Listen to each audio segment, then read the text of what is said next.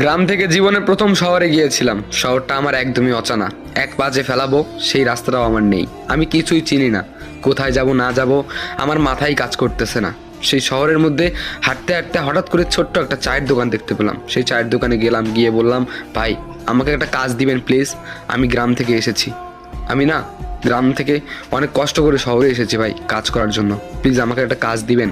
তখন সেই দোকানদার আমাকে বলল, তোদের মতো ছেলেদেরকে আমার অনেক ভালো করেই চেনা আছে, তোরা গ্রামের কথা বলে কাজ নিস, পরে কিছুদিন পরে টাকা টুকা সব চুরি করে পালিয়ে যাস। তোদের মতো ছেলেদেরকে না আমি কাজ দিব না। দোকানদারটা অনেক চিল্লাচিল্লি শুরু করলো, তারপরে কিছু মানুষ ওখানে জড়ো হলো। এরপরে একটা মানুষ আমাকে থাপড় দিল খুব জোরে। সে বলল, এগুলো হচ্ছে চোর চোরটা বাটপার, এদেরকে ধরে মার। তারপরে আমাকে অনেক কয়েকটা মানুষ ধরে মারলো।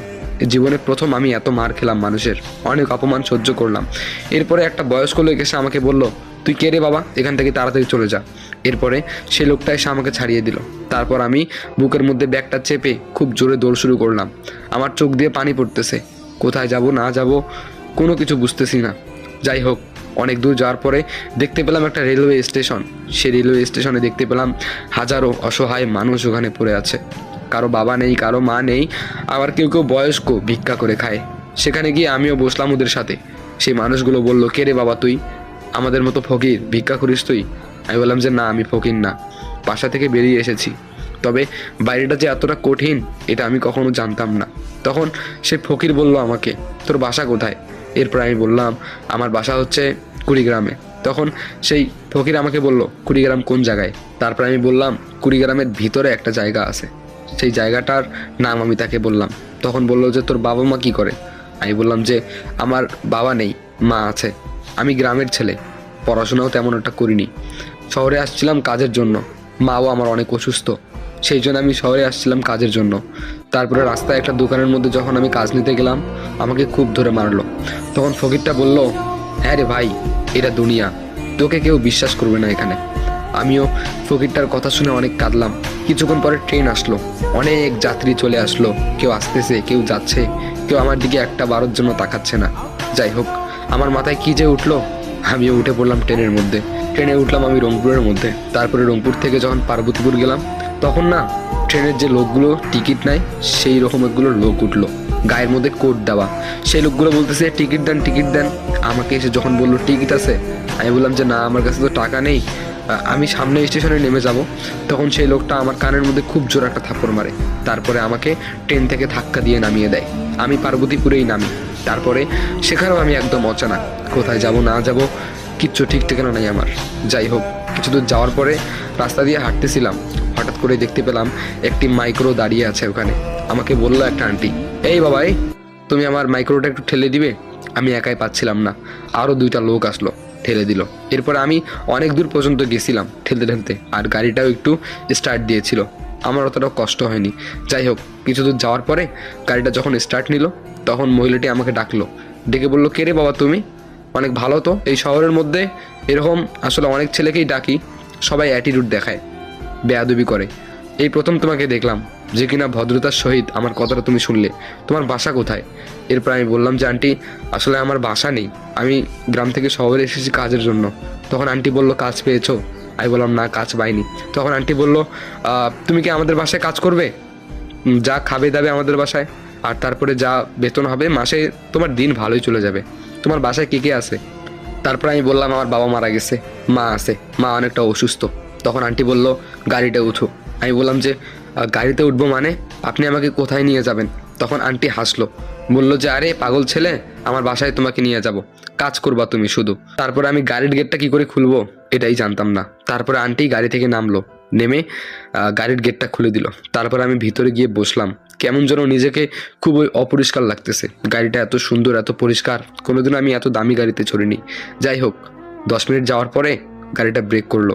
এরপরে আন্টি নেমে আমার দরজাটা খুলে দিল। আমি দরজাটাও খুলতে পারিনি যে কিভাবে দরজা খুলতে হয়।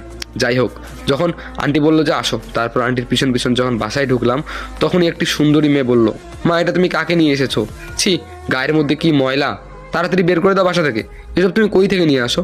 তখন আন্টি বলল, আরে এরকম রাগ করতেছিস কেন, বাসায় কাজের লোক লাগবে, এই ছেলেটা না হয় কাজ করবে, ছেলেটার ড্রেস পাতি ভালো নাই, কয়েকটা ড্রেসপাতি কিনে দিলেই হয়ে যাবে, আর ছেলেটা সহজ সরল, কোনো সমস্যা হবে না। তারপরে দেখতে পেলাম আন্টি তার মেয়েকে চোখ মারলো। এরপরে তার মেয়েও বললো, ও আচ্ছা আচ্ছা আচ্ছা রাখো, সমস্যা নেই। এরপরে আমাকে একটা রুম দেখিয়ে দিল, বললো যে তুমি ওই রুমে যাও, ওই রুমে যাও, গিয়ে কাপড় চোপড় চেঞ্জ করো, আর একটু পরেই মানে তোমার আঙ্কেল আসবে, তো আমি ফোন করে বলে দিব কিছু ড্রেস নিয়ে আসবে তোমার জন্য।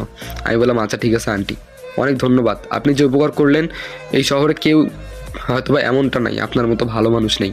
তখন আন্টি বললো, আরে হইছে হইছে, যাও ওই রুমে যাও, ফ্রেশ হও, ওই পাশে বাথরুম আছে তোমাদের, হ্যাঁ, আর ঘরের ভিতরে ঢোকার আগে অবশ্যই নক করবা, হ্যাঁ, আর আমি যখন ডাকবো সঙ্গে সঙ্গে আসতে হবে, যেটা কাজ দিব সঙ্গে সঙ্গেই করতে হবে, ঠিক আছে?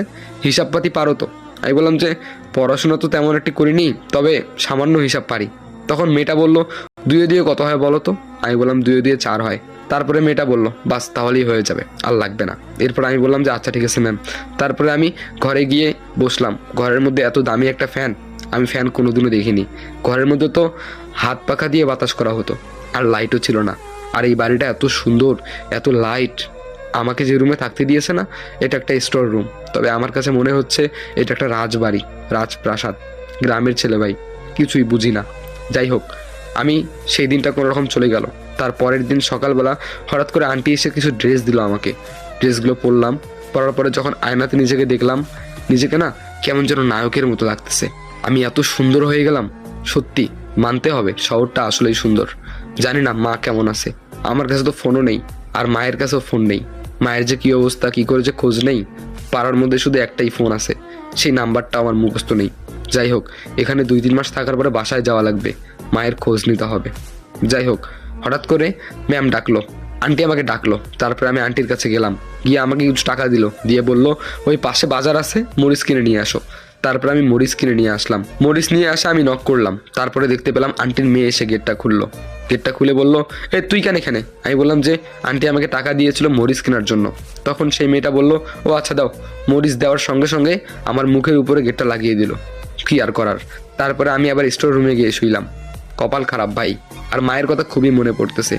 যাই হোক, কিছুক্ষণ পরে আন্টি আবার ডাকলো, বললো যে খাওয়ার সময় হয়েছে, খেয়ে যাও। যাই হোক, খাওয়া দাওয়া করলাম।